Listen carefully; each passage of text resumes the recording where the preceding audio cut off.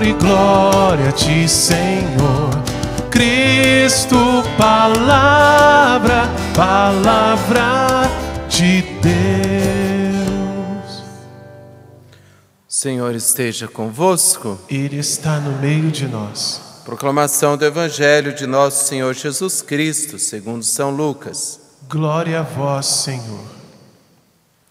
Naquele tempo, Jesus contou esta parábola para alguns que confiavam na sua própria justiça e desprezavam os outros. 2 homens subiram ao templo para rezar. Um era fariseu, o outro cobrador de impostos. O fariseu, de pé, rezava assim em seu íntimo: Ó Deus, eu te agradeço, porque não sou como os outros homens, ladrões, desonestos, adúlteros, nem como este cobrador de impostos.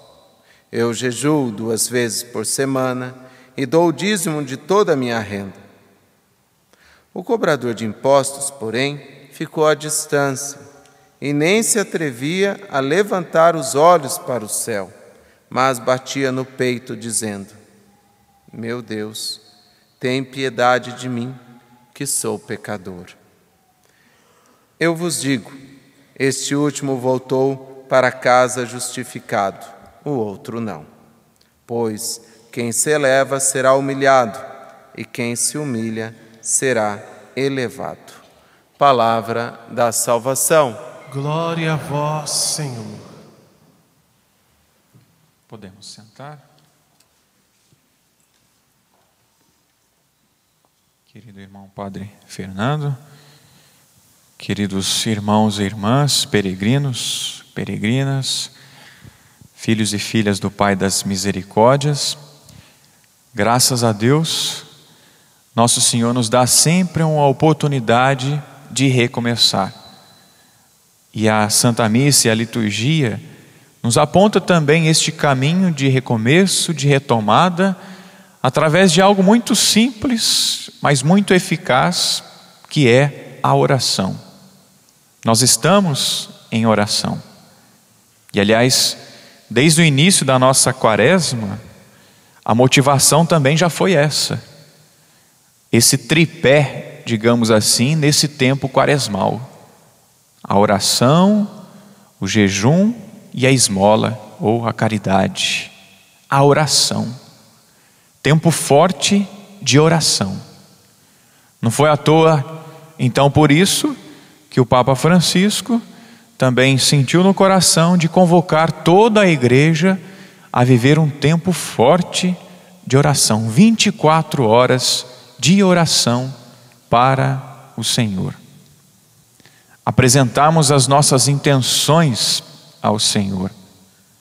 E a liturgia de hoje nos aponta esse caminho. Como deve ser a nossa vida de oração? Como deve ser o nosso gesto de oração? Nós tivemos esses 2 personagens, esses 2 irmãos aí. Um era fariseu, era entendido da lei, entendido da palavra de Deus, e por isso ele rezava de pé, vai dizer a leitura, vai dizer essa parábola que Jesus contou. Rezava de pé, e que bom que ele cumpria com a lei, que ele pagava o dízimo, que ele fazia as suas orações, mas tem um defeito aí nessa oração, não é? Ele se julgava melhor que os outros. A oração não é para isso. A oração não é para eu me julgar melhor que o outro. Não é para eu tecer elogios para mim mesmo. A oração é direcionada para quem? Para Deus.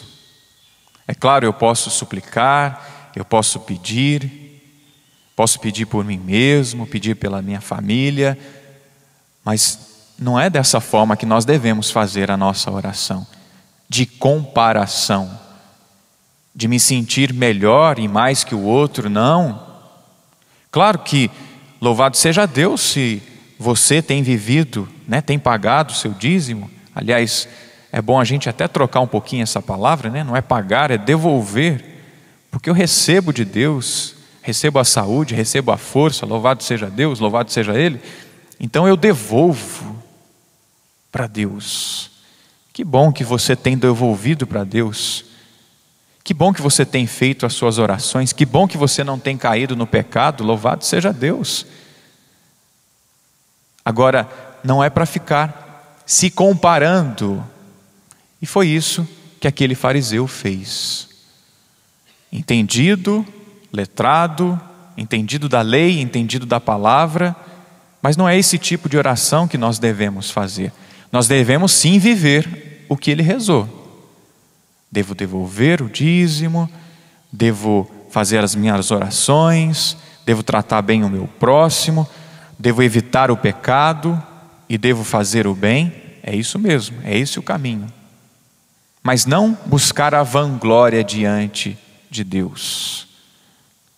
E a oração que agrada o coração de Deus, com certeza foi essa oração que esse publicano, que esse cobrador de impostos fez. Ele se reconheceu pecador, se reconheceu pequeno diante da grandeza de Deus. Essa oração agradou o coração de nosso Senhor. Ele se colocou diante do Senhor e diz a palavra, né? Ficou mais para o fundo, nem ousava levantar a cabeça, mas batia no peito: Senhor, piedade de mim, porque eu sou pecador. Nesse tempo quaresmal, meus irmãos, nesse tempo de preparação em vista da grande festa da Páscoa, é um tempo de nós realmente nos recolhermos e reconhecermos os nossos pecados. Reconhecer: eu sou pecador, Senhor. Eu errei, eu falhei, eu não fui um bom cristão, não fui um bom filho, mas eu estou aqui para pedir perdão ao Senhor.